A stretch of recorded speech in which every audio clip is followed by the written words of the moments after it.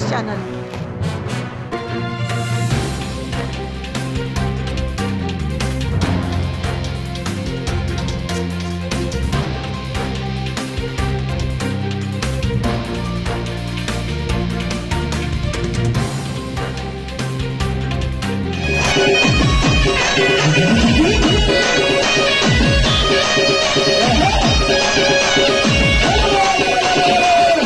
మంచి ప్రజానాయకుడిని అవకాశం ఇచ్చి మీకోసం పోరాడే ఒక యువకుడిని ప్రజాసేవే లక్ష్యంగా ఈరోజు కంటోన్మెంట్లో కొన్ని సంవత్సరాలుగా నాకు తెలిసైతే నేను ఒక 15-16 సంవత్సరాల నుంచి తనని చూస్తున్నా.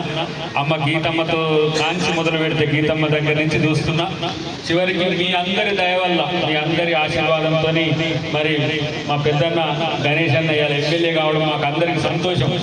మీరందరూ గెలిపించుకున్న మీకోసం తను ఇట్లా అధికారంలో ఉండి కూడా ఇలా రిలే నిరాహార దీక్ష చేస్తున్నాడు. ఆడో రోజు అంటే నాకు సంతోషం అనిపించింది. నిన్న అన్న చేసి ఇట్లా ఉంటే నేను చూస్తున్నా, మీడియాలో చూస్తున్నా.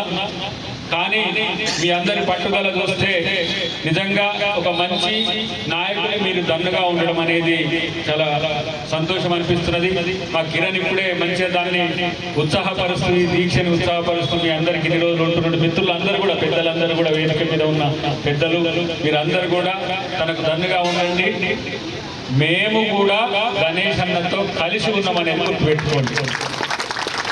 ఎందుకంటే నేను కూడా జిహెచ్ఎంసీలో ఎక్స్ అఫీషియో మెంబర్గా ఉంటా, తను కూడా జిహెచ్ఎంసీలో మెంబర్ ఎక్స్ అఫీషియోగా ఉంటాం. మేమిద్దరం పక్క పక్కనే కూర్చుంటాం. కాబట్టి మొన్నటి అంశంలో ఎప్పుడైతే 27 మున్సిపాలిటీలతో పాటు లోకల్ బాడీస్ జరగాల్సిన సందర్భంలో ఇది కేంద్ర ప్రభుత్వ పరిధిలో ఉండడం వల్ల మనకు జిహెచ్ఎంసీలో కలవకపోవడం వల్ల ఈరోజు నష్టం ఏం జరుగుతుందంటే, మనం రిజిస్ట్రేషన్ చేసుకుంటే 7 రూపాయలు కట్టే కాడ ఇలా 11 రూపాయలు కట్టాల్సి వస్తున్నది.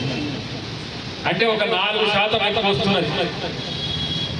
అది పేద ప్రజలకు చాలా భారం అవుతుంది. ఏదో చిన్న ఇల్లు ఎన్నో జాగ్రత్త కొనుక్కొని కట్టుకుందామంటే కూడా 60 గజాలైనా 100 గజాలైనా వచ్చిందా?